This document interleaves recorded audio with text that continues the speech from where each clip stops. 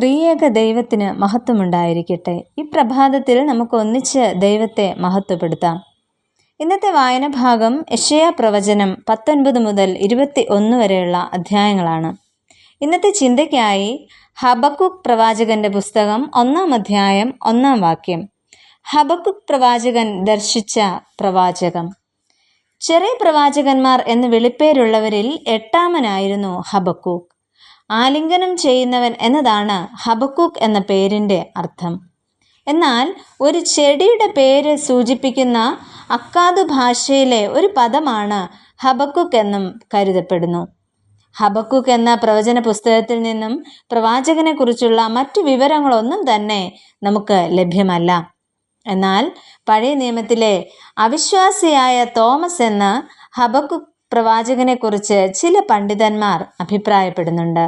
കാരണം പ്രവാചക സന്ദേശം ജനത്തിന് നൽകുക എന്നതിനേക്കാൾ ഉപരിയായി ഒരു പ്രശ്നത്തിന് പരിഹാരം കാണുവാനാണ് ഹബക്കൂക്ക് പ്രവാചകൻ പ്രധാനമായും ശ്രമിക്കുന്നത്. പ്രവാചകനെക്കുറിച്ച് അല്പമായി നമുക്ക് ഇന്ന് മനസ്സിലാക്കുവാനായിട്ട് ശ്രമിക്കാം. ഒന്നാമതായിട്ട്, ജനത്തിൻ്റെ അനീതിയെ ഓർത്ത് പരിതപിക്കുന്ന പ്രവാചകൻ. ശിക്ഷിക്കപ്പെടാത്ത അനീതി എന്നതാണ് ഹബക്കൂക്ക് പ്രവാചകന്റെ പ്രധാന ചിന്താവിഷയം. ദുഷ്ടൻ നീതിമാനെ പീഡിപ്പിക്കുന്നതിന് ദൈവം അനുവദിക്കുന്നത് എന്തിന്? നീതിമാൻ കഷ്ടപ്പെടുകയും ദുഷ്ടൻ അഭിവൃദ്ധിപ്പെടുകയും ചെയ്യുന്നത് എങ്ങനെ? ദുഷ്ടൻ തന്നിലും നീതിമാനായവനെ വിഴുങ്ങുവാൻ ഭാവിക്കുമ്പോൾ നീ മിണ്ടാതെ ഇരിക്കുന്നത് എന്ത്?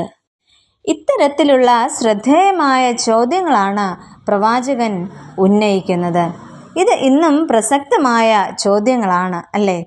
ഈ ചോദ്യങ്ങൾക്ക് മറുപടി കണ്ടുപിടിക്കുവാൻ പ്രവാചകന് കഴിയുന്നില്ല. എന്നാൽ മറുപടിക്കായി ദൈവസന്നിധിയിൽ കാത്തിരുന്ന പ്രവാചകന് ലഭിച്ച മറുപടി ഇപ്രകാരമാണ്: ദുഷ്ടത പ്രവർത്തിക്കുന്നവർക്കും ന്യായവിധി ഉണ്ടാകും, എന്നാൽ അതിന് കുറച്ച് താമസം വരും. എന്നാൽ ദുഷ്ടത പ്രവർത്തിക്കുന്നവരുടെ ന്യായവിധിയും ദൈവം നിർണയിച്ചു കഴിഞ്ഞു എന്ന് മനസ്സിലാക്കുവാൻ പ്രവാചകന് സാധിക്കുന്നു. ദുഷ്ടത പ്രവർത്തിക്കുന്ന ഏവർക്കും, അനീതിയിൽ ജീവിക്കുന്ന ഏവർക്കും ഒരു ന്യായവിധി ഉണ്ടെന്ന് നാം മറന്നു പോകുവാനായിട്ട് പാടില്ല. രണ്ടാമതായിട്ട്, നീതിമാന്റെ വിശ്വാസത്തെ പ്രകീർത്തിക്കുന്ന പ്രവാചകൻ. താൻ നിരത്തിയ ചോദ്യങ്ങൾക്ക് മുന്നിൽ അഥവാ പ്രശ്നങ്ങൾക്ക് മുന്നിൽ തല കുനിക്കാതെ അവയുടെ മറുപടി കണ്ടെത്തുന്നു. നീതിമാൻ വിശ്വാസത്താൽ ജീവിക്കും എന്ന അതുല്യവും നവീനവുമായ യാഥാർത്ഥ്യത്തിൽ എത്തിച്ചേരുവാൻ ഹബക്കൂക്ക് പ്രവാചകന് സാധിക്കുന്നു. മാത്രമല്ല, ചരിത്രത്തിലും പ്രപഞ്ചത്തിലും സംഭവിക്കുന്ന എല്ലാറ്റിൻ്റെയും ചുക്കാൻ പിടിച്ചിരിക്കുന്നത് ദൈവമാണ്. അതിനാൽ സ്നേഹത്തിലും കാരുണ്യത്തിലും വെളിപ്പെടുന്ന നീതി ജയിക്കുക തന്നെ ചെയ്യും എന്ന് പ്രവാചകൻ വളരെ ശക്തമായിട്ട് പ്രഖ്യാപിക്കുന്നു. ദൈവത്തിലുള്ള നിരന്തരമായ വിശ്വാസവും വിശ്വസ്തതയും കൊണ്ട് മാത്രമേ ഒരു നീതിമാന് ജീവിച്ചിരിക്കുവാൻ സാധ്യമാവുകയുള്ളൂ. അങ്ങനെയെങ്കിൽ ദുഷ്ടനെ ജയിക്കുവാനും പാപത്തിൽ നിന്നും അകന്നിരിക്കുവാനും നീതിമാന് സാധിക്കും.